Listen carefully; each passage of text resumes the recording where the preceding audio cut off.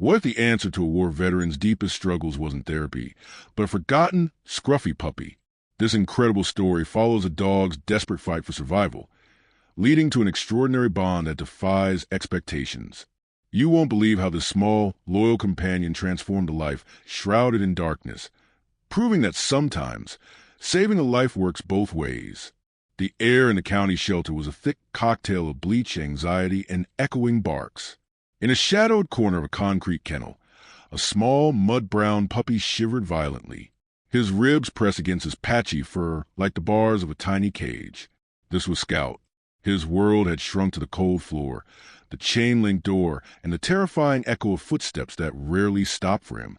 Each passing person was a brief surge of hope, followed by the hollow crash of abandonment. He was a forgotten soul, his desperate fight for survival measured in lonely days and cold nights.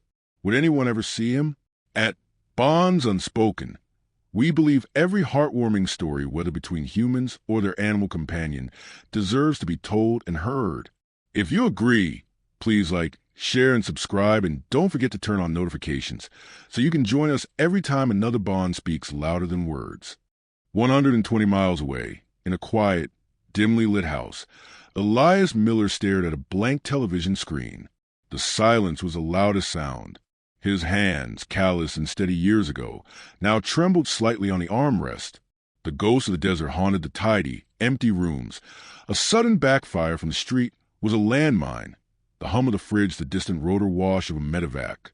His struggle was invisible, a war waged behind his own eyes. He was isolated, a prisoner in a home that should have been a sanctuary. Could this emptiness ever be filled? The scene cut between these two worlds of quiet despair. At the shelter, a volunteer sighed, placing a fresh bowl of water in Scout's kennel, her touch gentle but fleeting. At his home, Elias mechanically took his medication, the pills a small fortress against the storm inside. The narrative connected them not through action, but through a shared, profound loneliness. One fought the elements of neglect. The other battled the architecture of his own memories.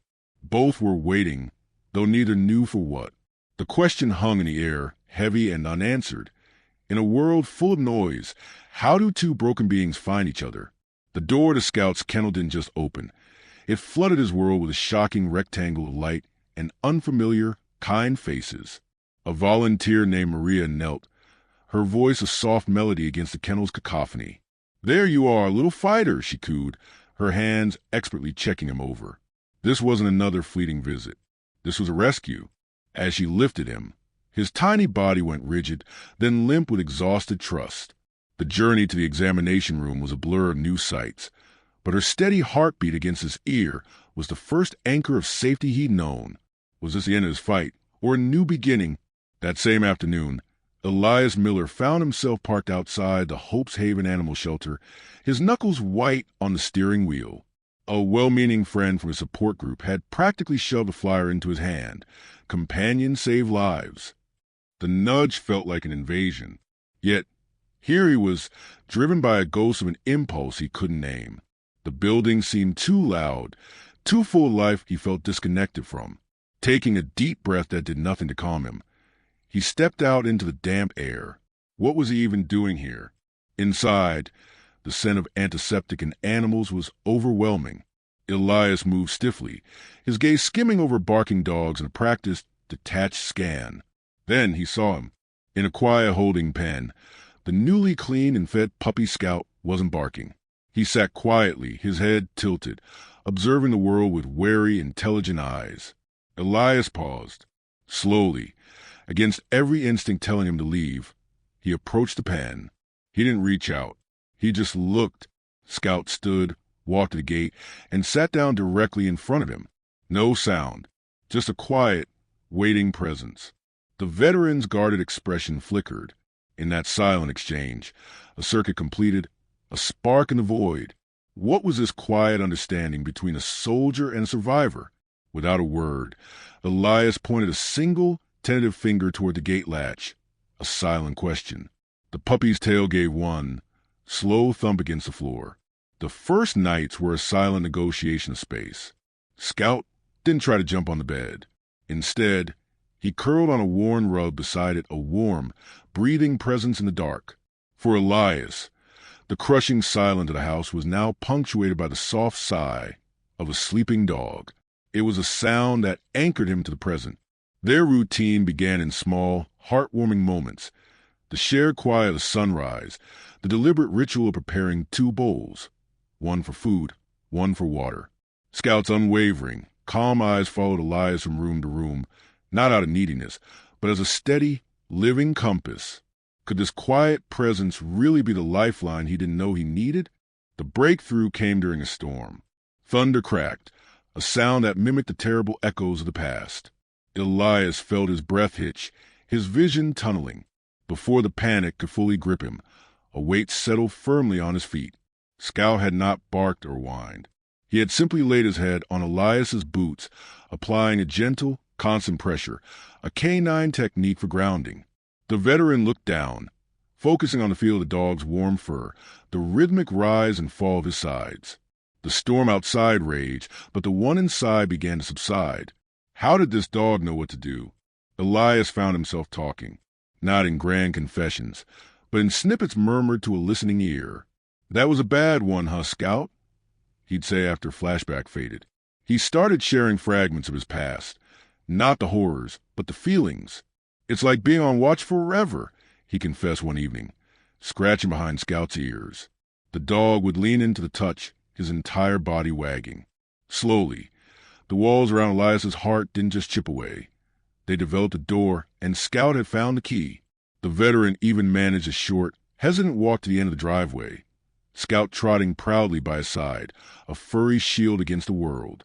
But what would happen when the world tested this new, fragile piece? The man who once flinched at slamming doors now stood in the middle of the bustling shelter, helping a nervous family choose their first dog. Elias's transformation was visible. His shoulders were relaxed, his smile reached his eyes, and he moved with a purpose that had long been absent. Scout, wearing a red adoption ambassador bandana, worked the room with him, greeting each visitor with a calm, welcoming nudge.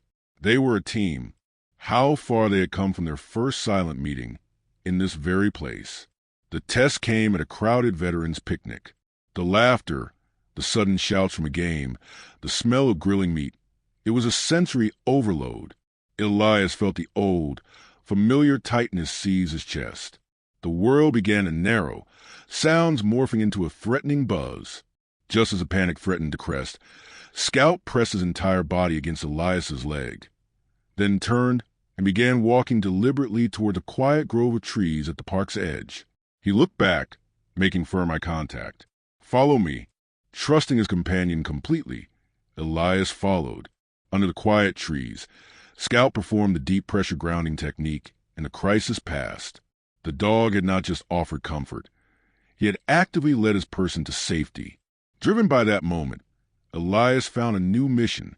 He began speaking at local community centers, Scout always at his side.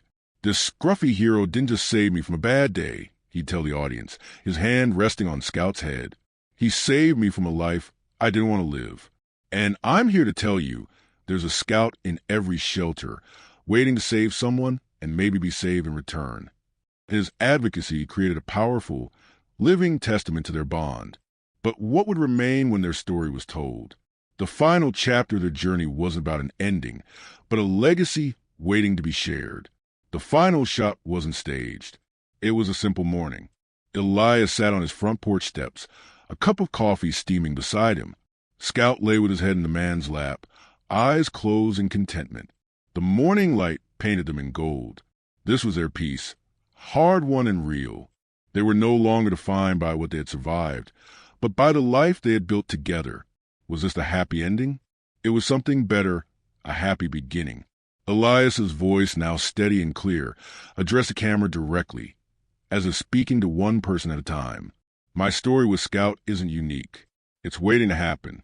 If you're feeling lost, or if you have room in your heart and home, visit your local shelter. You're not just getting a pet. You might be finding your anchor." He then turned his gaze, softening.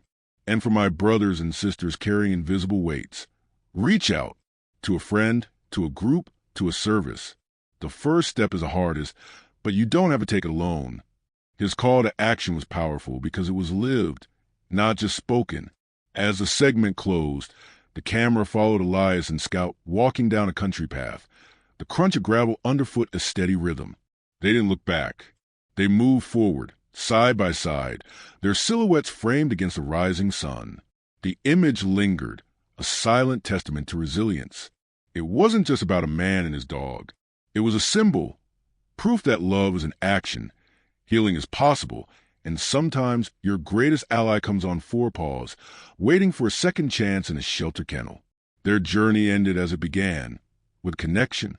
But this time, it was a connection that would inspire countless others to look, to reach out, and to believe in the transformative power of a second chance. Whose life could you change? And in doing so, change your own. The screen faded, leaving only that question and the echo of a tail thumping softly against the floor.